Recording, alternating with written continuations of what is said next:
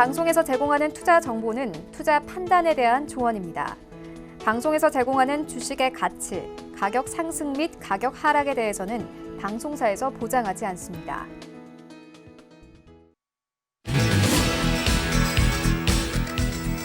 안녕하세요. 베스트 트레이딩맨 일부 거래자들 진행의 이수연, 도지은입니다. 네, 전일 미국 증시, 저번 주 미국 증시 변동성이 강했음에도 불구하고 우리 거래소 시장 오늘 굉장히 잘 봤습니다. 네, 우리 시장 굉장히 좋았어요.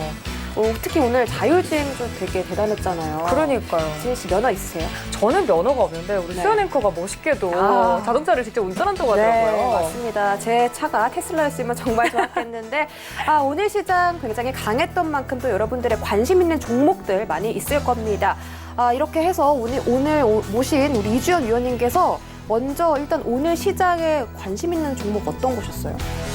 오늘은 아무래도 이제 자율주행 관련주들, 그렇죠. 그리고 자동차 관련 섹터들이 굉장히 네. 좋았기 때문에 그쪽이 좋아 보였습니다. 오늘 그런 부분에 대해서 좀 자세하게 말씀해 주실 거죠? 네네. 얼마나 자세하게 해주실 건데요? 오늘 뭐 자동차 관련 섹터들은 이제 전체적으로 제가 지난주 금요일 날에 주유소라는 저희 이제 서울경제TV에서 하는 유튜브에서 말씀을 드렸는데 그때 이제 그 제목이 뭐였냐면 네. 이제 그린카 그래서 이제 그 수소 네. 자동차 그리고 네. 전기 자동차 관련해서 이야기를 했는데 네. 제가 이제 그때 지금 흐름을 보니까 아무래도 자율주행 섹터도 한번 움직일 것 같다 이렇게 던졌는데 바로 올랐네요, 오늘. 네, 그렇게 됐습니다. 저번 주 목요일에 말씀하신 건데 바로 이렇게 올라버리면 돗자리 까셔야 되는 거 아니에요?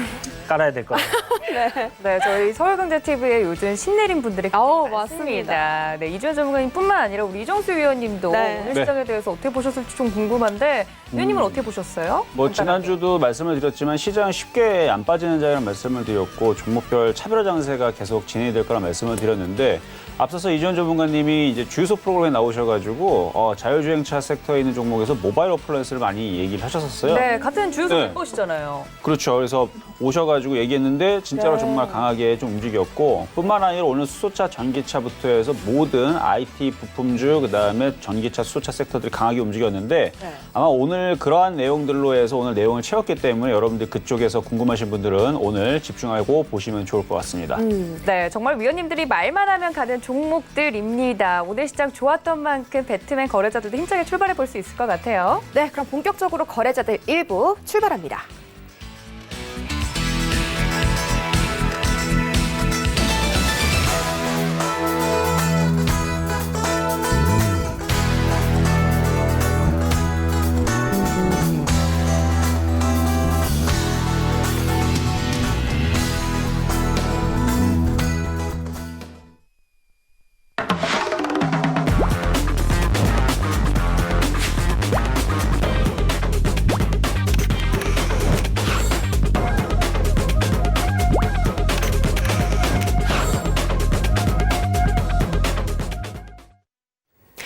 네, 이렇게 첫 번째로 오늘 거래자들 본격적으로 시작하기 전에 오늘장 정리부터 해봐야 될 것 같습니다. 네. 일단은 기본적으로 아까 자율주행 섹터에 대해서 맛보기로 설명을 좀 해주셨는데 어떻게 좀 모바일 어플라이언스에 대해서 좀 자세하게 설명 괜찮을까요?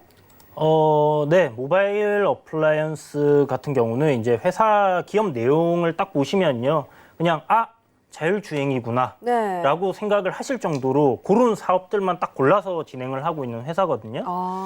그래서 이제 이 회사 자율주행으로서 이제 어떤 그 실적이 잘 안 나오는 회사들이 많은데, 올해 흑자로 전환을 하면서 좀 괜찮은 기업이지 않을까라는 생각이 들어서 이야기를 드렸던 종목입니다. 그러면 일단 이런 섹터 부분들 대해서도 그렇지만 또 오늘 시장의 반도체 섹터도 굉장히 강했습니다. 뭐 다양한 이슈들이 있었는데 오늘 시장 전체적으로 어떻게 보셨어요? 오늘 시장 전체적으로 우리나라 증시 같은 경우는 지금 상승 추세로 그 추세대 안에서의 상승 흐름이 굉장히 강하게 이어지고 있고요. 네. 좀 전에 이정수 전문가님이 말씀하신 대로 종목들 섹터별로 이제 개별 장세 잘 이어가고 있는 것 같고요. 이런 이슈들 있는 종목들 위주로, 그리고 시장에 모멘텀이 있는 종목들, 섹터들 전체적으로 잘 가는 흐름을 보여주고 있는 것 같습니다. 알겠습니다. 시장이 좀 전체적으로 강세를 보인 것 같다라고 우리 이주연 위원님께서 말씀해 주셨는데 다음으로 이정수 위원님 말씀도 들어봐야겠죠? 맞습니다. 이정수 위원님께서 말씀을 주셨던 것처럼 우리 시장 쉽게 꺾이지 않는다라고 말을 했는데 정말 꺾이지 않습니다, 위원님. 오늘 같은 경우는 뭐 IT 투톱들이 이끌어주고 뒤에서 그렇죠. 자동차들이 밀어줬어요. 그렇죠. 그래서 시장에서 주도주 섹터로 따지게 되면은 계속 말씀드렸던 제약주 아직 죽은 거 아닙니다. 다시 또 겨울 되면 또 힘을 낼 거예요. 근데 제약주가 계속 움직일 때에서 여러분들한테 계속 눈여겨봐야 될 업종을 바로 그 전기차, 2차 전지, 그다음에 수소차 이쪽 테마들이 분명히 이쪽도 주도주란 말이에요. 그래서 이쪽이 이제 움직일 거다 했는데 오늘 또다시 힘을 내주고 있고요. 그리고 나서 2차 전지를 비롯해서 이쪽이 다 IT 섹터군들인데 뭐 카메라라든지 뭐 PCB라든지 아니면 플렉서블이라든지 OLED 장비주라든지 이쪽엔 종목들이 지금 죄다 지금 순환매가 나오면서 다 강세를 좀 보여주고 있는데 아마 이 시장의 흐름들은 아마 계속될 가능성이 있습니다. 제가 한번 차트를 잠깐 보면서 시장을 좀 말씀을 드리게 되면 지금 시장 보게 되면 2,300을 절대 깨질 않아요. 미국 시장이 흔들려도 웬간에서는 흔들리질 않고 있고요. 이미 코스닥 같은 경우는 지난주 이미 정고점을 이미 돌파를 하고 강세에 있다고 말씀을 드렸어요. 그래서 지금 우리나라 시장은 웬만해서는 떨어짐이 좀 작고요. 뭐 수급이 외인들과 기관들이 팔아도 기관들이 어마어마한 자금으로 좀 땡겨 올리기 때문에 쉽게 안 빠져요. 일단은 쉽게 안 빠지고 지금 코스피마저도 쉽게 안 빠지고 다시 들어주는 모양을 보여주고 있는데 사실 2,450 요 라인 있죠. 그러니까 58이 정고점 라인인데 이 자리를 그러니까 넘기게 되면은 그때에서는 이제 종목들이 튀는 것들이 좀 많이 나올 수 있어요. 그래서 이게 나오게 됐을 때서는 차별화 장세가 두드러질 텐데 그게 나오지 않더라도 종목별 차별화 장세는 계속 이미 진행이 되고 있는 상황입니다. 그래서 지수가 올라가지 않고 크게 빠지 않은 선에서 박스권으로 머물더라도 차별화 장세는 나올 거고요. 돌파를 해도 나올 겁니다. 그러니까 종목별로 굉장히 강한 흐름들이 나오는데 안 가는 종목들도 지수가 올라가게 되면 그래도 5%는 올라가요. 근데 오늘 보게 되면 오늘 수소차 섹터라든지 자동차 부품주 섹터를 보게 되면 뭐 10%가 아니고 20%, 30% 그냥 막 급등하는 흐름들이 나오는데 이 흐름은 내일도 계속 이어질 거고요. 네. 가는 종목들은 계속 가는 흐름들 나오지 않을까 이렇게 시장 마무리 한번 전략 말씀드려봤습니다. 네, 오늘 시장만 좋았던 게 아니라 위원님께서 말씀드렸던 것처럼 개별 종목들도 정말 잘 가는 모습 보여줬습니다. 저희 위원님과 함께 할 수 있는 방법 여러분들 알고 계시죠? 노란톡 활짝 열어두고 있습니다. 서울경제 이정수 검색하시고 들어오시거나 QR코드 아래 카메라 어플 그대로 갖다 대시면 입장이 가능하니까요. 아침에만 안내를 드리다가 저녁에 안내 드리니까 기분이 또 새롭네요. 여러분들 노란톡 들어오시면 이런 이야기들 모두 함께 보실 수 있습니다. 네, 그럼 저희 본격적으로 슬기로운 주식 생활에 대한 주제 확인해 보시죠. 네, 오늘의 주제입니다. 금태족 되기. 네, 금융사에서 나온 금태족으로 사는 법 보고서를 봤습니다. 금태족의 특징이 나와 있는데 저는 해당이 하나도 안 되더라고요. 100세 세상 정말 걱정입니다. 그렇지만 늦었다고 생각할 때가 제일 빠를 때 금태족이 되기 위한 투자 종목들 부탁드립니다. 라는 사연입니다. 네, 저희가 금태족에 대한 주제를 또 저번 주에 만나봤는데 오늘 다시 한번 이 주제에 대해서 이주연 위원님과 이정수 위원님의 종목으로 어떻게 하면 노후 자금을 충분하게 마련할 수 있는지 오늘 함께 들어보도록 할 텐데요. 네. 먼저 이주연 위원님, 오늘 가져오신 종목에 대한 힌트 좀 자세하게 부탁드릴게요. 네, 오늘 준비한 종목 한번 보겠습니다. 혈장 치료제 관련주고요. 네. 그러니까 지금 뭐 코로나 치료제 관련해가지고 혈장 쪽으로 이제 뭐 녹십자라든지 뭐 이렇게 몇 종목들이 있는데 그런 관련주다 생각하시면 될 것 같고요. 네. 이 회사는 이제 표적 항암제 항체 신약을 하반기에 이제 라이센스 아웃 할 가능성, 그러니까 기술 이전을 할 가능성이 좀 높은 회사입니다. 그래서 여러분들 아시겠지만 뭐 항암제 이쪽이 이제 기술 아웃된다면 굉장히 주가가 큰 폭으로 오르는 그런 제약 바이오 섹터들의 흐름이 있는데 네. 이제 그런 부분이 있다라고 생각하시면 될 것 같고요. 오, 그리고 뇌질환 치료제 관련해서 임상 2상이 진행 중인 상황인데 내년에 이것도 라이센스 아웃이 예정되어 있습니다. 그래서 굉장히 좀 나올 이슈들이 탄탄하게 있는 제약 종목이다라고 생각하시면 될 것 같고, 왜 갑자기 제약 종목이냐 하면 네. 9월 19일, 그러니까 이번 주 말이죠. 이제 유럽 종양학회 일정이 잡혀 있어요. 네. 그래서 관련주들이 좀 강하게 움직일 가능성이 있다 보니까 이 종목으로 준비를 했다 이렇게 생각하시면 될 것 같습니다. 일단 유럽에 있는 종양 암학회가 준비되어 있고 또 최근에 이제 곧 얼마 안 돼서 미국 암학회도 열리지 않나요? 네. 이런 이슈 때문에 지금 또 제약 바이오 섹터가 다시 한번 강하게 움직일 그런 느낌이 들고 있는데 또 오늘 제약주 들고 오셨어요. 오늘 장 초반대에는 또 제약 섹터가 굉장히 강했었거든요. 지금 뇌질환 치료제 임상 이상이라고 하니까 살짝 감 오는 것 같은데 그래요? 감 좀 오세요? 저는 위원님들이 가지고 오는 종목들 열심히 미리 본다고 보는데 사실 알쏭달쏭할 때가 많아요. 제약 바이오주라고 하면 종목들이 너무 많잖아요. 네, 맞아요. 그래서 이제 시작하기 전에 살짝 힌트를 조금 더 들어서 들어오는 편인데도 역시나 여러 종목 중에 고르기가 쉽지 않네요. 네, 그래도 이제 미국 임상 이상 진행 중이라고 하고 또 이런 부분에 기대감이 크게 실리고 있다. 제약 바이오 섹터 중에서도 어떤 종목이 차별적으로 움직일지 여러분들 궁금하시면 끝까지 채널 고정해 주시고요. 서울경제 이주현이라고 노란톡에 또 검색하고 들어오시면 이런 정보들뿐만이 아니라 또 제가 들어가 있잖아요. 종목에 대한 그런 진단들도 또 굉장히 자세하게 해주시고 단기적으로 주시는 종목도 너무너무 잘 가고 있습니다. 궁금하시면 지금 바로 입장해 주시기 바라겠습니다. 자, 그렇다면 이정수 위원님의 종목도 만나봐야겠죠. 이정수 위원님 제가 아침에 함께 했던 네. 정 때문에 그런 게 아니고요. 저희 위원님 정말 알짜배기 종목들 잘 추천해 주시기로 유명한데 오늘은 또 어떤 종목을 가지고 나오셨을지 위원님 종목만큼은 제가 맞춰보도록 하겠습니다. 힌트 주시죠. 자, 힌트를 한번 드려보도록 하겠습니다. 일단은 클라우드 및 정부의 데이터댐 사업 본격화 이렇게 말씀을 좀 드리고 있는데 이 이제 디지털 뉴딜 이 관련 쪽에서 한번 봐야 될 종목일 거고요. 이제 정보의 바다라 그러죠. 이미 벌써 10년 전만 하더라도 우리가 인증서라든지 손가락 인증을 하든지 아니면 인터넷 상에서 우리가 뭔가 결제를 할 때에서 딱히 그런 게 없었어요. 근데 삼성페이가 나오고 나서 많은 것들이 이제 실생활 많이 바뀌었고 요즘에 이제 코로나로 인해서 더욱더 많은 이제 결제들이 이제 인터넷 안에서 이루어지고 있는데 그래서 요거 같은 경우는 이제 주요 공인인증 기관이라든지 아니면 행정 전자 서명 인증 센터에 이제 납품을 하고 있는 제품이고요. 제품을 납품하는 게 있고 그다음에 개인정보 암호화 솔루션을 하고 있고 통합인증 솔루션 그다음에 국가 대표 포털인 민원24 이런 쪽을 통해서 그러니까 국가에 있는 그런 이제 사이트를 통해서 이미 기능이라든지 성능이라든지 안정성이 이미 검증이 되어 있는 회사이고요. 그다음에 교육부도 이 인증서를 쓰고 있고 많은 모든 기관들이 표준화 독점 제품으로 일단은 납품이 되고 있는 부분들이라서 이 종목이 과연 무엇일지 여러분들 한번 맞추면 좋을 것 같습니다.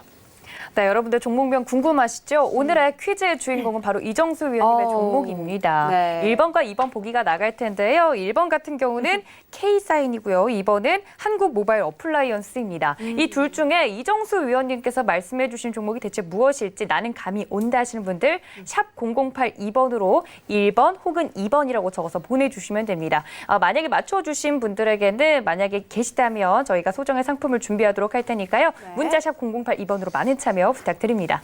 네, 그럼 여기까지 우리 위원님들의 종목 힌트들 들어봤으니까요. 지금부터 본격적으로 트레이딩 Q&A 시간으로 넘어가 보시죠.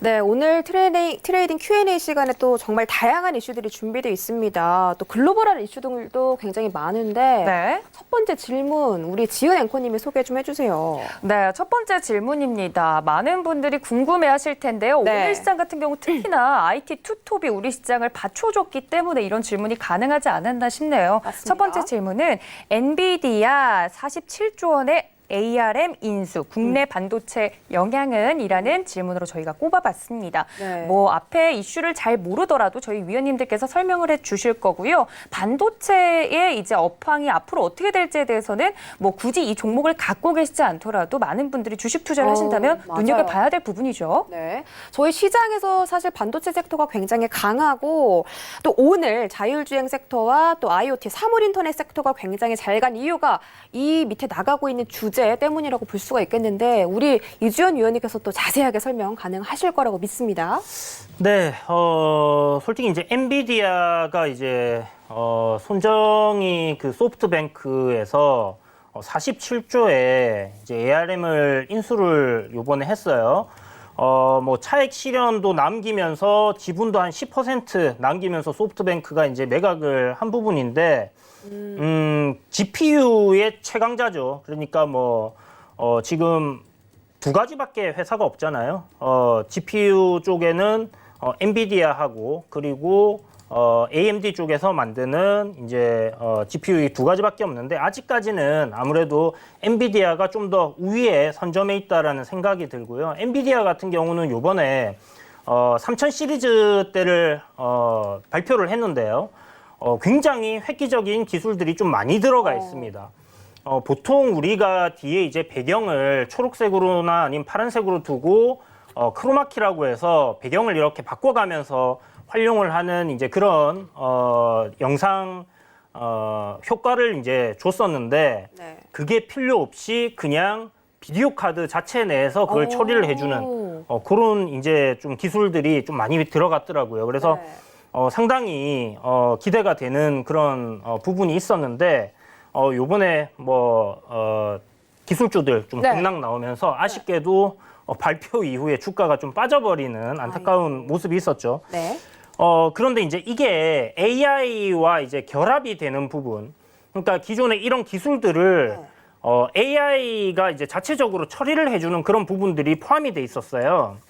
그런데 이제 이 ARM, 그러니까 여기는 이제 반도체 칩을 갖다가 개발하는 회사다 보니까 앞으로 좀 더 엔비디아가 그래픽 시장 쪽에서 우위를 선점하는 그런 모습을 보일 거라 생각이 들고요. 네. 여러분들이 이제 엔비디아 하면 그 컴퓨터 그래픽 카드를 많이 생각을 하시는데 이 GPU는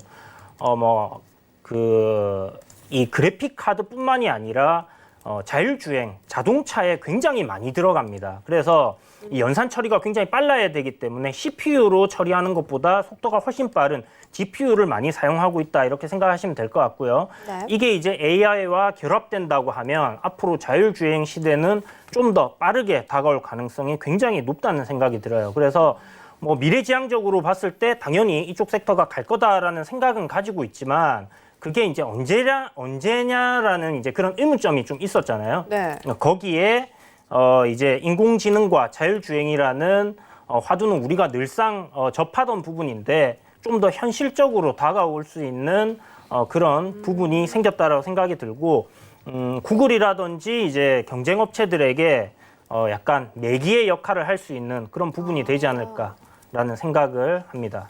그러면은 국내 시장에서도 구글에 좀 맞대응할 만한 그런 기업들이 있다고 생각하시는 거예요?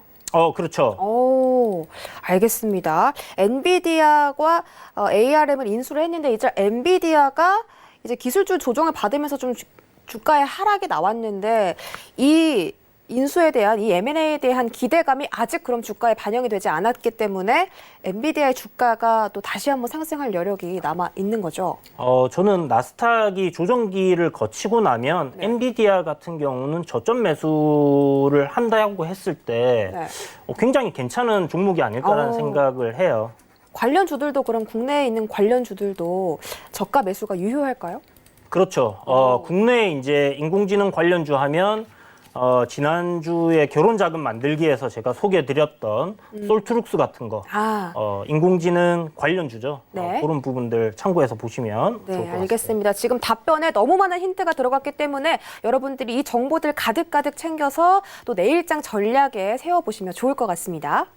네, 그렇다면 이정수 위원님의 의견도 들어봐야겠죠. 뭐 이주영 위원님께서 말씀해 주셨던 것처럼 뭐 자율주행 관련주들도 오늘 굉장히 잘 갔고요. 반도체 섹터들도 계속해서 시장을 이제 뒷받침해 주는 모습을 보여줬습니다. 오랜만에 뭐 삼성전자, SK 하이닉스 할 것 없이 반도체 관련주들이 튀어서 많은 분들 이게 무슨 일이지 했을 것 같은데 이 이슈에 대해서 우리 이정수 위원님 어떻게 생각하세요? 일단 뭐 일각에서는 지금 그러니까 ARM 반도체 같은 경우는 이제 설계를 만들어서 이제 삼성전자나 애플, 퀄컴 등에다 이제 사용료를 내고 그러니까 받고 파는 회사인데 이게 지금 이제 엔비디아가 이제 인수를 했단 말이에요. 그래서 이걸로 인해서 이제 삼성전자가 이제 악재냐 호재냐 이런 부분에 대해서 얘기가 나오고 있는데 네. 일단 시장에서는 뭐 장기적으로는 악재가 될 가능성에 대해서 얘기하는데 저는 전혀 그렇지 않다라고 봅니다. 전혀 그렇지 않고요. 저는 이걸 호재라고 좀 보고 있는데요. 왜 그러냐면 지금 인텔과 그다음에 AMD 같은 경우는 이제 CPU로 서로 열심히 싸우고 있죠. 그래서 많은 사람들이 20년 동안 벌써 싸우고 있기 때문에 인텔과 AMD가 서로 계속 싸울 거라 생각하는데 아닙니다. 이제는요.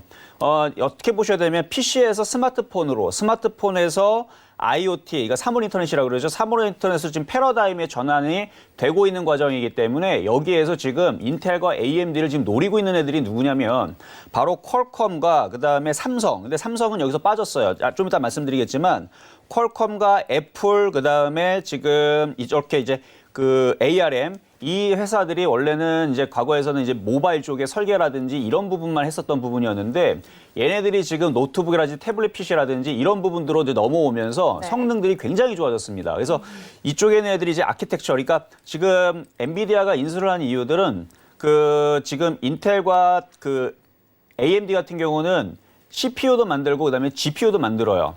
그래서 GPU 내장 그래픽, 인텔 같은 경우도 내장 그래픽을 안에 탑재해서 만드는 이미 CPU가 이미 나와 있는 상태고요.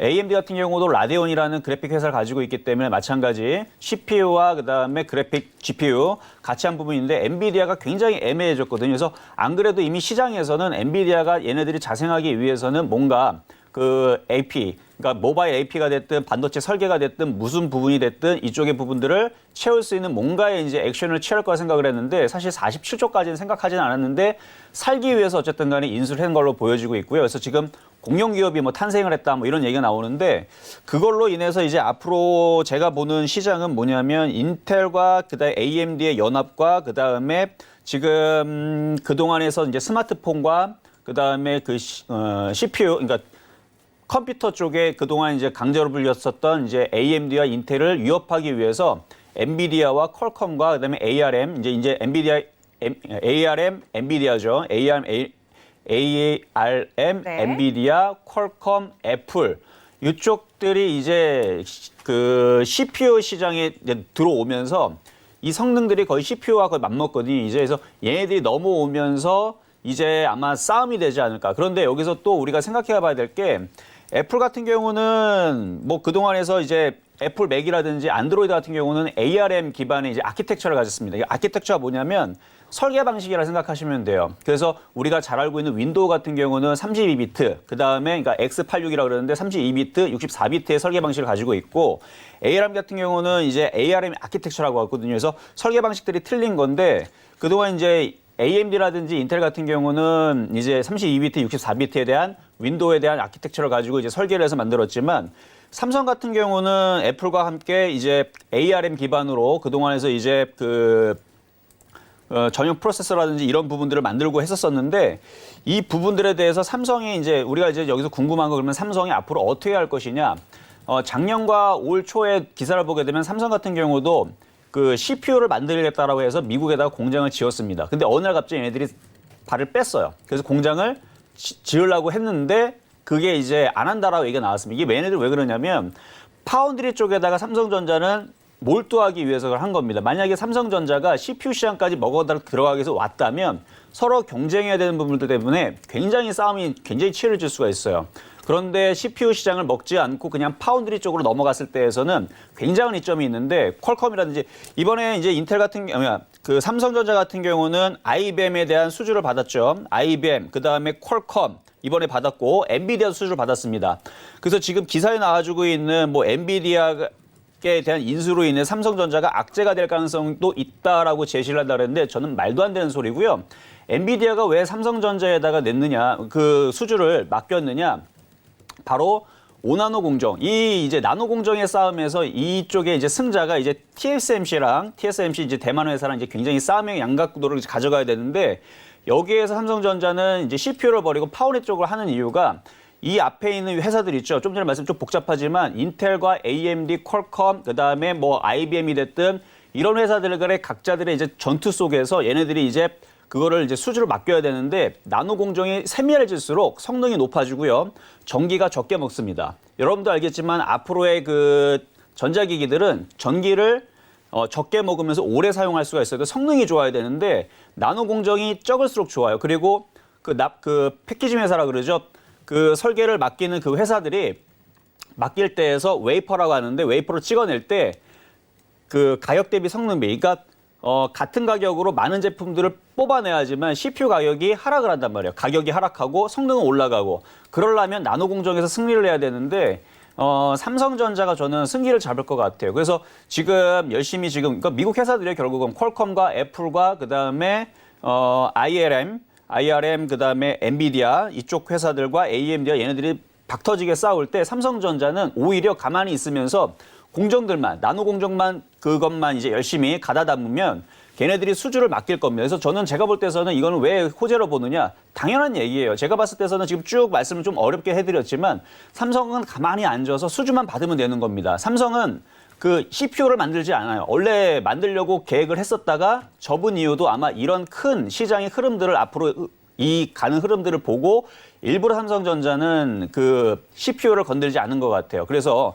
저는 이 흐름들이 결국은 반도체 시장이 굉장히 큰 그다음에 지금 서로의 경쟁으로 인해서 성능들은 더욱더 좋아질 거고 우리가 알고 있는 인공지능이라는 이런 부분들 CPU가 아니고 GPU가 상당히 많이 그 차지를 합니다. 그래서 연산 과정에서 GPU의 과정에서 인공지능은 이제 GPU 쪽에서 많이 할당하기 때문에 그래서 작년과 재작년에서 GPU 관련주들 엔비디아라든지 그다음에 AMD가 주가가 많이 오른 이유도 인공지능에 있어서 GPU 부분이 굉장히 중요해요. 그래서 이런 부분들이 이제 앞으로 경쟁으로 통해서 얘네들이 열심히 박터지고 싸울 때 삼성전자가 제가 볼 때는 의외로 굉장한 수혜를 볼 수가 있다. 그래서 저는 삼성전자의 수혜를 보고 있고 지금 시장에서 얘기하는 우려적인 부분들은 개인들의 물량들을 털기 위한 거고요. 오늘 주가들 한번 보세요. 다 강하게 움직이죠. 그래서 이미 벌써 알고 있는 사람들은 이런 이유로 인해서 오늘 IT 반도체부터 해서 인공지능, 자율주행 이 모든 것들이 움직인 것이 아닌가. 그래서 저는 삼성전자에 대한 이번 엔비디아에 대한 이 수주 소식, 엔비디아에 대한 인수 소식은 오히려 저는 삼성전자의 그다음 모든 반도체 섹터에 호재로 본다. 저는 이렇게 말씀드리고 싶습니다. 네, 위원님께서 말씀해 주신 것처럼 삼성전자 오늘 6만 원 선 위에서 계속해서 움직이는 모습 보여줬습니다. 삼성전자를 필두로 그 아래에 있는 종목들, 섹터군들도 아주 자유롭게 움직이는 모습들 보여줬는데요. 잘 가는 강세 띄워줬습니다. 오늘 시장에 대해서 이 이슈도 같이 짚어볼 수 있겠네요. 네, 그렇다면 다음 질문도 저희가 함께 확인해 봐야겠죠. 니콜라 사기설 한화와 LG화학의 영향은? 이라는 주제입니다. 이 주제 참 굉장히 흥미롭습니다. 니콜라의 기술 능력이 과장됐다라는 이유로 지금 미국에서 집단 소송 걸겠다고 난리가 났다고 하는데 사실 따지고 보면 이 집단 소송, 이 기술 능력이 과장됐다는 걸 처음에 제기한 미국의 업체가 공매도를 많이 하는 투자자라고 합니다. 네. 그래서 사실 이 이슈가 이렇게 부각되고 있긴 하지만 어떻게 영향을 미치는지 정말 궁금한데 자세하게 설명 좀 해주실 수 있을까요? 네, 니콜라 사기설 이게 지난주 목요일쯤인가 해서 증권가 찌라시로 일단 먼저 돌기 시작을 했어요. 네, 소문이 돌았죠. 네. 맞아요. 그리고 이제 제가 좀 확인을 해본 결과 이제 히덴브루크라는 이제 네. 그 공매도 전문 맞아요. 업체인데요. 네. 거기에서 이제 일단 이 니콜라가 사기라는 얘기를 한 열 몇 가지의 그 이유를 대면서 이제 올려줬는데 글쎄요 이게 만약에 이 회사가 공매도 관련 회사가 아니었다면 그냥 한번 좀 진지하게 들어볼 만하다라는 생각을 했었는데 그러니까요. 일단 공매도 회사에서 이런 이야기가 나왔다는 거 네. 공매도를 많이 쳐놨을 거 아니에요. 그러니까요. 그랬을 거라는 생각이 일단 의심이 가고요. 네. 그리고 두 번째로는 이제 한화에서 이 회사에 굉장히 투자를 지금 한 부분 때문에 주가가 올랐는데 맞아요. 과연 한화에서 이런 큰 자금을 투자를 하면서 아무것도 확인을 안 하고 했을까 네네. 하는 생각이 들어요. 네. 저는 이제 우리나라 언론에서 이제 이런 얘기들이 나올 때 왜 네. 한화에 가서 이런 거를 직접적으로 확인을 해봤냐 하는 그런 팩트 체크를 좀 안 하나 모르겠습니다. 그런 부분들이 조금 아쉽다는 생각이 들고요. 아마 그냥 썰로 끝날 가능성이 좀 높지 않을까. 예전에 테슬라가 네. 초반에 이제 상장하고 한참 이제 전기차 만들기 위해서 막 이렇게 진행할 때 굉장히 공격을 많이 받았어요. 공매도 세력들로부터. 네. 이제 약간 그러한 되풀이되는 그런 부분이 좀 아닐까라는 생각이 듭니다. 물론 지금 테슬라와 니콜라를 비교하기는 좀 그렇지만 네. 아무래도 이제 니콜라 같은 경우는 이제 수소 트럭 쪽으로 이제 막 시작하려고 하는 단계에서 네. 이런 공격들을 좀 받지 않는가 하는 생각이 들어요. 그래서 언덕 위에서 트럭을 굴렸다든지 이제 이런 부분들 물론 뭐 확인을 해봐야 되겠지만 여전히 그냥 썰로 남아 있는 부분이 있고 회사에서는 이런 부분에 대해서 이제 반박하는 자료랑 이런 부분들 낸다고 하니까 네네네. 그 부분은 조금 더 지켜봐야 되는 부분이라고 생각이 드는데 이게 이제 중요한 부분이 우리나라에 있는 한화라든지 LG화학에 어떠한 영향을 미칠 건가 하는 부분이잖아요. 맞습니다. 글쎄요, 뭐 크게 영향을 미치지 않을 가능성이 좀 높다라는 생각을 해요. 한화 같은 경우는 이 이슈가 불거지면서 주가 조정이 조금 나왔는데요. 기술적으로 보면 조정이 나와야 되는 자리에서 당연히 나온 부분이 있고요. 네.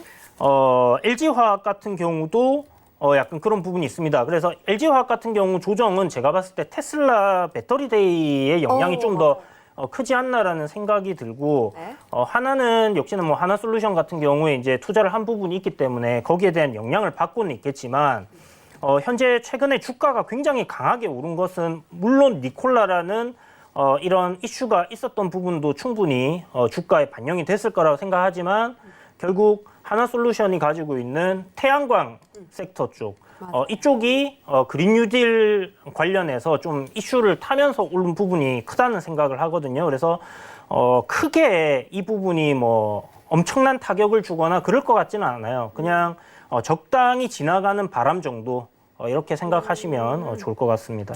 네, 적당히 지나가는 바람, 한화와 LG화학에는 그렇게 큰 영향이 없을 것이다라고 보고 계시고요. 또 기사에 보시면은 니콜라가 적극적으로 반박하고 있기 때문에 한화 측에서는 그렇게 크게 우려하고 있지 않다, 담담한 반응이다라고 나와 있습니다. 여러분들도 챙겨가셨으면 좋겠고요. 우리 이정수 위원님 의견 들어봐야겠죠? 네, 맞습니다. 이정수 의원님께서 LG화학 같은 경우는 올해 초부터 계속 이야기를 했던 종목이기도 하고 인연이 깊잖아요. 바닥에서 얘기했었죠. 그렇죠. 바닥에서 이야기를 하셔서 만약 그때부터 공략을 했다면 바닥에서부터 수익률이 좀 어마어마하긴 할 텐데 이 이슈를 들어서 LG화학이나 혹시 갖고 계신 분들이 불안에 떨 필요는 없을까요, 의원님? 일단 저는 지금 그 니콜라에 대한 이슈를 가지고 지금 얘기를 지금 하는 거잖아요. 그래서 니콜라는 이제 수소차에 대한 이 테마의 이슈를 있는 거고 하나 같은 경우 저는 좀 다르게 해석을 했어요. 하나 같은 경우는 태양광이죠. 네. 그리고 LG화학 같은 경우는 전기차란 말이에요. 그래서 태양광과 전기차에 대한 영향은 뭐냐? 오히려 그러면 수소차가 안 되면 이쪽은 더 좋지 않을까라는 부분을 좀 생각하고 있는 부분들인데 일단은 오히려 영향은 적을 거고요. 오히려 수소차가 안 되면 전기차랑 태양광이 될 거니까 저는 괜찮을 거라 생각하는데 주가가 최근에 하나가 빠졌던 부분들은 우리나라 한국 뉴딜하면서 이제 그린 뉴딜하면서 올라갔잖아요. 올라간 폭의 이제 조정이에요. 그러니까 많이 올라갔기 때문에 조정을 받는 부분이라 생각을 하고 오히려 지금 이제 수소차에 대해서 니콜라가 이제 그게 이제 사기설이다라는 이유 때문에 국내에 대한 수소차 관련주 뭐가 있겠습니까? 현대차, 기아차가 있을 거고 대우 부품도 있을 거고 성창 오토텍도 있을 거고 EM코리아도 있을 거고 GMB코리아도 있을 텐데 이쪽 종목들이 오늘 주가들이 어떻게 됐냐 보게 되면 굉장히 강합니다. 한번 차트를 잠깐 보게 되면 기아차 같은 경우 오늘 4.9% 대형주임에도 불구하고 굉장히 강했습니다. 네. 니콜라 사기설이 나왔는데 불구하고 오늘 현대차, 기아차 모두 다 강하고요. 거기에 쌍용차까지. 네, 쌍용차까지도 강하고 네. 그다음에 현대차, 기아차가 이쪽이 대장이기 때문에 이쪽이 강하고 그다음에 성창 오토텍, 네. 오토텍이라든지 EM코리아라든지 이건 성우종자고 성창 오토텍 오늘 상한가 들어간 것 같네요. 상한가 들어갔고 EM코리아도 오늘 강했고 EM코리아도 굉장히 강했고 GMB코리아도 지금 수소차 관련주들이 굉장히 강하게 움직였어요. 그러면 지금 이거를 시장에서는 어떻게 해석하고 있냐면 저도 똑같은 생각인데 니콜라가 안 되면 걔네들이 안 되는 거지 경쟁업체인 우리나라는 지금 개발 열심히 하고 있거든요. 그럼 우리나라는 수혜예요, 결국은. 그리고 테슬라가 안 된다라고 한다라 그러면 테슬라가 안 되는 거지 우리나라 현대차, 기아차 잘 팔리면 되는 거죠. 그렇죠? 그래서 전 세계에 테슬라만 팔리는 게 아니고 기술 자체가 전기차가 안 된다라 그러면 이게 모두 다 박살이 나겠지만 기술은 되는데 걔네들이 안 되는 거지 우리나라 기술이 더 좋을 수도 있는 거고요. 그렇기 때문에 지금 종목들 움직이는 흐름을 봐서는 영향은 적을 것 같고요. 이게 지금 전 세계적으로 돈을 다 열심히 투자를 많이 해놨습니다. 그래서 어쨌든 간에 전기차, 수소차를 밀어야 돼요. 그렇지 않으면 전 세계 여기저기다 돈을 많이 뿌려놨던 그러니까 세력들이죠. 그러니까 돈을 뿌려놨던 애들이 돈을 잃어버리게 돼 있습니다. 근데 지금 돈을 많이 뿌려놨기 때문에 어쨌든 간에 우여곡절이 있더라도 뭐 이게 뭐 사기설로 끝날 건지 진짜로 사기를 될 건지 모르지만 어쨌든 간에 주가의 흐름들은 우상향으로 뭐 수소차가 되든 뭐 전기차가 되든 뭐 그 이후에서 뭐 핵 융합 발전이 돼가지고 무슨 뭐 그런 걸로 가든 앞으로의 기술은 계속 혁신이 될 거고요. 뭔가 새로운 게 대체가 되면서 우리가 미래 사회에서 또 다른 뭐 요즘에 보면 뭐 날아다니는 자동차도 지금 뭐 개발을 하고 있다는 얘기가 나오는데 진짜요? 네, 뉴스에 보니까 많이 나오더라고요. 네. 그래서 날아다니는 자동차부터 해서 뭐 이런 것들 우리가 이제 앞으로 해서 뭐 여러 가지 이제 그런 이슈들이 있을 거예요. 이게 된다 안 된다 이게 얘기 나올 텐데 결국은 돈의 흐름의 방향을 볼 때에서는 우상향으로 그렇게 크게 문제될 것 같지는 않고요. 흔들리더라도 영향은 없지 않나. 그래서 계속 올라가지 않을까 이렇게 한번 예상을 한번 해보도록 하겠습니다. 네, 오히려 니콜라와 관련된 이 이슈 국내에서 개발을 계속하고 있는 우리 기업들에게는 오히려 호재가 아닐까. 네. 우리 기업들과는 큰 상관이 없을 수 있다라고까지 말씀을 드렸습니다. 네, 보시면 정말 니콜라가 만약에 좀 하락을 한다면 현대차가 오히려 수혜를 볼 수도 있다는 그런 소식이 있기 때문에 여러분들이 국내 증시에 대해서는 그렇게 큰 걱정 안 하셔도 될 것 같고요. 그리고 지금 최충성 위원님의 서울경제 더하기 채널에서 무료로 온라인 방송이 진행되는데 8시 30분에 오픈한다고 합니다. 오늘 주제가 쌍용차 상한가 계속 스윙 릴레이 다음 필살 종목은 이라는 주제인데 우리 최충성 위원님께서 저번 주 금요일 날 노란톡방에서 쌍용차를 추천을 해주셨습니다. 무료로 주셨는데 그 종목이 오늘 상한가에 도달했거든요. 여러분들 이 단기 스윙 같은 매매 어떻게 하는지 궁금하시면 지금 바로 서울경제 더하기 채널로 이동해 보시면 되겠습니다. 그럼 다음 주제 확인해 볼까요? 아베노믹스 계승한다는 스가 재정적자와 고용 악화 숙제라는 주제입니다. 아베노믹스 2.0이 시작됐죠. 일본 총리로 이제 스가 장관이 뽑혔는데 장기 침체가 사실 일본에서는 큰 숙제일 것 같아요. 또 스가 관련주들도 오늘 또 네땡땡 검색창에 또 뜨기도 했는데 어떻게 보세요? 이런 이슈? 스고인가요? 개그였나요? 네. 솔직히 네. 뭐 예상했던 부분이 아닐까 생각합니다. 후보자들 중에서 이제 가장 아베 총리와 아베 전 총리죠. 아베 전 총리와 이제 그 스타일이 네. 가장 비슷하고 네. 그리고 이제 뭐 당내에서 인지도도 마찬가지고 그래서 대부분의 전문가들이 이제 그 예상을 했던 사람이 이제 당선이 뭐 이제 된 거고 뭐 특별히 이게 어떤 시장에 미칠 그러니까 불확실성이 있어야지 이제 시장에 뭐 문제가 생길 텐데 예상을 했던 부분이 그대로 진행된 부분에서 불확실성이라는 부분이 생길 수는 없잖아요. 그렇다면 그냥 뭐 아베노믹스 계승하고 재정 적자, 뭐 고용 악화 이런 부분들 문제를 풀어야 되는데 네. 글쎄요 아베가 못 풀었던 거 스가가 풀 수 있을까요? 냉정하시네요. 네, 스고이. 스고이. 좋다라는 뜻이죠. 네. 그 글로벌 경기에 대해서 이제 이 부분이 문제가 되지 않냐라고 생각을 하시는데요. 모기가 문다고 해서 사람이 죽지 않습니다. 그죠? 네. 그래서 이제 이쪽 부분에서 이제 지속적으로 글로벌 트렌드랑 같이 가는 흐름이 이어지지 않을까. 코로나19는 뭐 글로벌적인 팬데믹이고 네. 일본도 똑같이 문제가 발생하고 있는 상황에서 네. 뭐 재정 적자와 고용 악화 어떻게 해결하겠어요?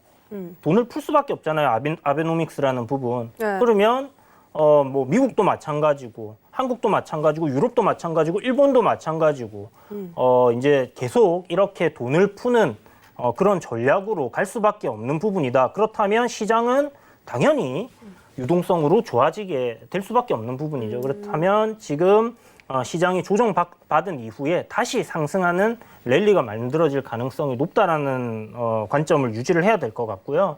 뭐 일본에 뭐 누군가가 바뀐다고 해서 지금 글로벌 경기가 어떻게 급격하게 변한다거나 불안정한 부분이 생긴다거나 이럴 가능성은 뭐 거의 없지 않나라는 생각이 들고요. 네. 그리고 뭐 우리나라 증시에 이제 뭐 모나미라든지 네. 아베 관련주들이 좀 있었잖아요. 맞습니다. 이제 애국 테마라고 하는데 네. 이 부분에 있어서는 이제 조금 글쎄요 뭐 기습적인 공격을 받았을 때 깜짝 놀라지 알고 이렇게 들어오는 부분에서는 별로 그렇게 재미가 없지 않을까라는 생각이 들어요. 그런 관점에서는 특별히 이쪽 섹터들이 그렇게 재미가 있지는 않을 것 같다는 생각이 듭니다. 알겠습니다. 뭐 그렇게 일본의 총리가 누가 당선됐다는 게 사실 글로벌 경기에는 그렇게 큰 영향을 주진 못한다라고 말씀해 주셨고 또 스가가 총리로 당선될 게 어느 정도 예측이 됐었기 때문에 뭐 그렇게 큰 기대감도 없었다. 좀 미미한 그런 영향이다라고 정리를 해보도록 하겠습니다. 네, 일본에 대해서 이렇게 이야기를 해본다면 그렇다면 이제 남은 것이 미 대선이죠. 미 대선 같은 경우는 여러 가지 후보들이 있지만 여러 후보들 중에 조 바이든 관련된 종목들도 움직임이 오늘 눈에 띄는 그런 하루였습니다. 앞으로 미 대선이 어떻게 흘러가느냐에 따라서 눈여겨볼 종목들도 있을 것 같은데 이정수 의원님, 미 대선은 어떻게 저희가 미리 대비를 해야 될까요? 뭐 선거는 이루어질 거고요. 네. 이러기 전까지 이런 얘기 저런 얘기가 나와주겠죠.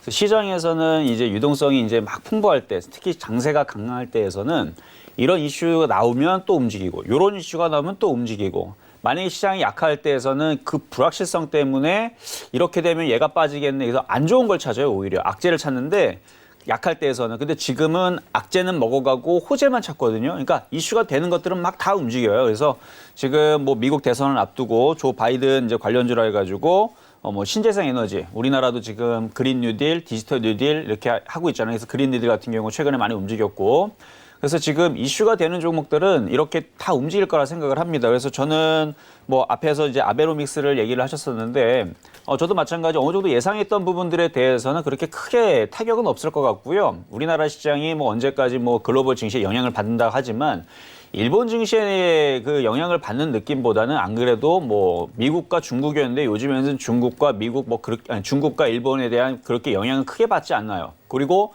미국의 영향은 잠깐 받긴 하지만 과거처럼 미국 시장 기침한데 우리나라처럼 쭉쭉 빠지는 흐름들 나오질 않죠. 오히려 굉장히 강하게 버텨주거나 미국이 빠져도 오히려 거꾸로 올라가는 지금 우리나라 국내 증시를 볼 때에서는 뭐 아베노믹스 뭐 이런 얘기가 나와도 뭐 계승을 하든 말든 상관없이 우리나라 시장은 미국 대선 전까지는 계속 상승을 하지 않을까. 왜냐하면 미국도 항상 보면은 대선 전까지는 주가가 계속 강한 흐름들을 보여줬기 때문에 관련된 뭐 이슈들이 계속 나올 때마다 종목들은 가고 싶어 하는 것 같아요. 계속 가고 싶어 하는데 뭔가 이슈를 톡 건드려 주길 원하는데 지금 뭐 신재생 에너지가 됐든 뭐 디지털 뉴딜이 됐든 뭐가 됐든 간에 이슈만 붙으면은 지금 막 움직입니다. 오늘도 보면은 반도체 섹터 애들 얘기 나오니까 갑자기 뭐 튀거나 아니면은 아까 얘기했었던 뭐 수소차라든지 전기차라든지 이런 얘기 나와주게 되면 분명히 악재도 있을 거예요. 근데 악재는 안 그러니까 악재로 빠지진 않고 호재를 찾아가지고 종목들이 올라가길 바쁩니다. 그래서 지금 시장은 그래서 강세장이다라고 얘기하는 것도 바로 그런 부분 때문에 그런 거니까 여러분들이 지금 뭐 세계 뭐 경제 얘기들이 막 이런저런 얘기 나온다 그래서 너무 겁먹지 않으셨으면 좋겠다라는 말씀 드리도록 하겠습니다. 네, 이정수 의원님께서 이렇게 미 대선에 대한 이슈까지 이야기를 해주셨으니까 여러분들 참고 부탁드립니다. 네, 그리고 또 미국 대선 관련해서 또 우리 이주연 위원님께서 준비해 주신 내용이 있다고 해서 이 부분은 좀 짧게 들어보도록 하겠습니다. 네, 뭐 미국 대선은 이제 요번에 재선 관련해서 트럼프의 지지율이 굉장히 차이가 좀 격하게 많이 떨어져 있었습니다. 그래서 이제 재선 가능성에 대해서 굉장히 낮게 이제 점쳐지고 있었는데 보통 5% 내외의 그 지지율 차이가 될 경우에 기존 대통령이 당선했던 경우의 수가 굉장히 많았던 점을 생각해 본다면 네. 이번에도 트럼프 대통령이 당선될 가능성이 굉장히 높다라는 생각이 들고요. 트럼프 대통령이 그 대통령 선거 공약으로 내걸었던 이제 인프라 관련해서 좀 이번 선거 이후에 재선이 된다 하면 아마 진행할 가능성이 높다라는 생각이 되는데 그 당시에 이제 걸었던 공약이 미국의 이제 인프라를 갖다가 새롭게 싹 뜯어 고치겠다라고 얘기를 했었거든요. 그래서 2,600조 정도의 그 자금인데 그 부분이 시행이 될 경우에는 굉장히 관련주들 크게 올라가는 흐름, 시장이 추가적으로 더 상승할 가능성이 높은 그런 원동력이 될 가능성이 좀 높다 이렇게 생각을 합니다. 그래서 그런 관점으로 시장을 한번 좀 지켜보시고요. 지금 단기적으로는 대선에서 누가 될지 모르는 부분에서 불확실성이 높다라는 이슈를 사람들이 갖다 들이대면서 시장 조정에 대한 뭐 이유를 갖다가 거기다 갖다 붙이는 거죠. 네, 그래서 지금은 조정은 그냥 단지 많이 올랐기 때문에 조정을 받는 부분이다라고 생각을 하시면 될 것 같고요. 대선 이후에 누가 되던 간에 지금 나오는 정책들 관련해서 시장은 긍정적인 반응을 할 가능성이 굉장히 네. 높다라고 볼 수 있을 것 같습니다. 알겠습니다. 지금 미대선이 한 2달가량을 남겨두고 있고 트럼프 대통령과 바이든 전 부통령 후보가 사실 이 격차가 10% 이상 났었는데 지금 5%로 단축이 됐고 과연 정말 누가 이길지 아직 알 수가 없고 이런 불확실성이 시장에 영향을 미치는 거는 영향이 미미하다. 조정을 받는 이유가 없는 이런 것으로 받는 게 아니라 조정을 받아야 되기 때문에 받는 거라는 점 여러분들이 챙겨가셨으면 좋겠습니다. 네, 다음 주제도 우리 지은 앵커님께서 해주실까요? 네, 마지막 질문입니다. 이제 위원님들 추석이 얼마 남지 않았잖아요. 뭐 일본이 됐든 미국이 됐든 여러 가지 이슈가 있겠지만 일단 추석이 짱이죠. 우리나라 네. 추석이 일단 기다리고 있잖아요. 네. 벌써부터 마음이 풍성해지는 그런 기분인데요. 네. 추석에 대해서 추석 전에 우리 시장 어떻게 흘러갈지 우리 위원님들께 좀 차례차례 여쭙고자 합니다. 이정수 위원님께 먼저 여쭐게요. 추석에 어디 가세요, 위원님? 고향 내려가시나요? 큰 집 가야죠. 아, 큰 집 가야죠. 그럼 그 전에 움직일 종목들 미리 보고 가시나요? 이미 벌써 움직이고 있는 것 같아요. 오. 그러니까 이게 꼭 추석이라서 움직이는 건 아닌 것 같고요. 시장이 강하다 보니까 순환매적인 관점에서 음식업종이라든지 그리고 음식업종은 최근에 이제 코로나 이슈로 인해서 이제 배달 음식이라든지 뭐 이런 부분들 때문에 그래서 뭐 급식 관련주라든지 근데 급식 관련주 좀 급락했었고 그건 아니고 음식업종들이 최근에서 이제 움직임이 좀 나왔던 것 같고 그리고 이제 쇼핑업종 같은 경우도 순환매로 굉장히 강했는데 마찬가지 이제 쇼핑 관련주 뭐 GS 홈쇼핑이라든지 뭐 이런 종목들 보게 되면 바닥에서 지금 뭐 애경산업, 이마트, 뭐 BGF 리테일, GS 리테일, 뭐 편의점 관련주들 뭐 굉장히 강하게 좀 움직여주고 있는데 마찬가지 비슷한 느낌으로 이제 홈쇼핑 관련주들도 지금 차트를 잠깐 보게 되면 종목에서 얘네들이 올라가는 이유들은 바닥에서 지금 그러니까 일단은 전 첫 번째로 시장이 강하게 움직여주고 있고 종목들이 강한 상태에서 순환매적인 관점에서 움직인다고 봅니다. 그리고 두 번째는 코로나로 인해서 온라인 쇼핑에 대한 매출이 지금 늘어났다라는 얘기들이 지금 계속 이번 주, 지난주 계속 얘기가 나오죠. 그래서 전체적으로 뭐 그 소비는 줄었지만 온라인 쇼핑에 대한 매출은 엄청나게 늘어났다라 그래요. 그래서 뭐 그동안에서 뭐 여러분들 뭐 젊으신 분들이야 뭐 그래도 뭐 30대, 40대 분들도 보면은 많이 온라인 구매를 많이 한단 말이에요. 근데 그 이상 뭐 60대, 70대, 80대 분들은 신용카드로 사거나 아니면 현금 주고 사거나 뭐 이런 부분들이 더 편했을 텐데 코로나로 인해서 그런 부분이 안 되다 보니까 많이들 배우셨대요. 그래서 온라인에서 이제 결제하는 방법, 그다음 핸드폰으로 결제하는 방법 이거를 많이 배우셔가지고 매출이 많이 늘어났다 그러는데 이게 한 번 배우기가 어려워서 그렇지 한 번 배우고 되면 굉장히 쉽거든요. 그렇죠. 그래서 앞으로도 이런 온라인 쇼핑에 대한 이런 부분들, 그다음에 음식업종들, 그다음 온라인에서 이제 구매하는 이런 뭐 이마트도 마찬가지고 이런 부분들이 이제 늘어난다라고 했을 때에서 미리 좀 선방향이 돼서 움직이는 부분들이 있어서 앞으로도 뭐 매출에 대한 부분이 좋을 것 같으니까 움직이는 게 아닌가. 그래서 저는 추석 때문에 꼭 그런 건 아니고 추석에 맞물려서 그러니까 이슈가 있으니까 추석에 맞물려서 어차피 움직일 건데 추석이 맞물리니까 덩달아 좀 더 강하게 움직이는 흐름들이 조금 더 나오지 않았나. 저는 이렇게 한번 보겠습니다. 네, 온라인 쇼핑 매출이 조금 늘어나고 있는 부분에 대해서 추석과 맞물려서 이정수 위원님께서 힌트를 드렸습니다. 노란톡 활짝 열어두고 있으니까 이쪽으로 들어오셔서요. 좀 더 자세한 종목에 대한 이야기들 나눠보시면 좋을 것 같습니다. 네. 서울경제 이정수 검색하시고 들어오시면 되니까 많은 참여 부탁드릴게요. 네, 그럼 이주연 위원님의 이 질문에 대한 답변도 한번 들어봐야겠죠. 추석에 대해서 전에 시장이 좀 어떻게 흘러갈지요. 전망 좀 부탁드릴게요. 시장은 제가 봤을 때 좀 지속적으로 강세장이 예상이 돼요. 그 이유는 일단 삼성전자의 차트를 보시게 되면 오늘 이제 6만 원대 전고점을 넘어서고 도지 모양을 만들고 있는데 이게 제가 이제 한 3일 전에 삼성전자의 그 흐름을 봤었을 때 굉장히 강한 모습이 보였단 말이에요.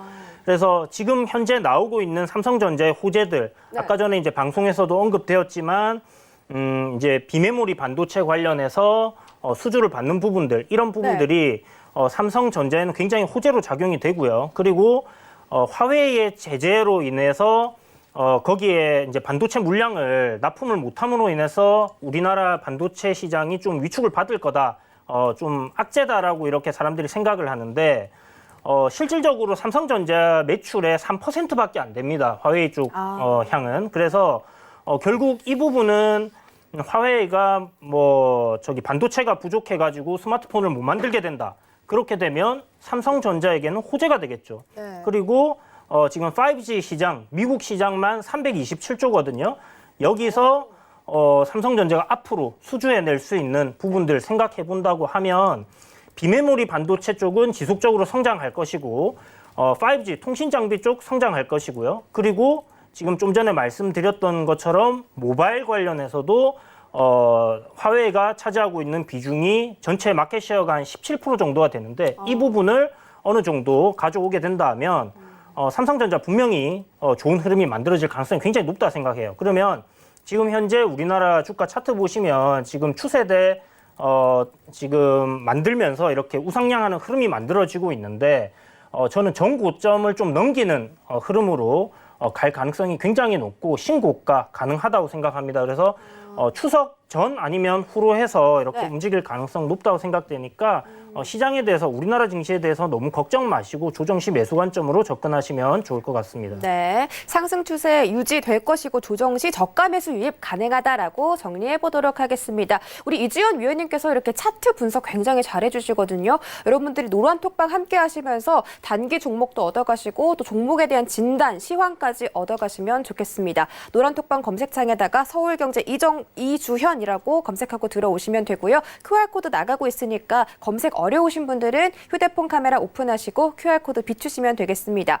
그리고 지금 현재 서울경제 더하기 채널에서 최충성 위원님께서 무료로 온라인 방송해 주시고 있는데 주제가 쌍용차 상한가입니다. 저번 주 금요일에 언급해 주신 종목이 오늘 상한가에 도달했거든요. 이렇게 단기 트레이딩 하는 거 정말 쉽지 않은데 정리하시는 방법들 여러분들 챙겨가시면 좋겠습니다. 저희는 잠시 뒤 2부에 또 우리 이정수 위원님과 이주연 위원님께서 언급해 주신 종목이 어떤 건지 들고 돌아올 테니까요. 끝까지 채널 고정 부탁드리도록 하겠습니다. 그럼 잠시 뒤에 만날게요.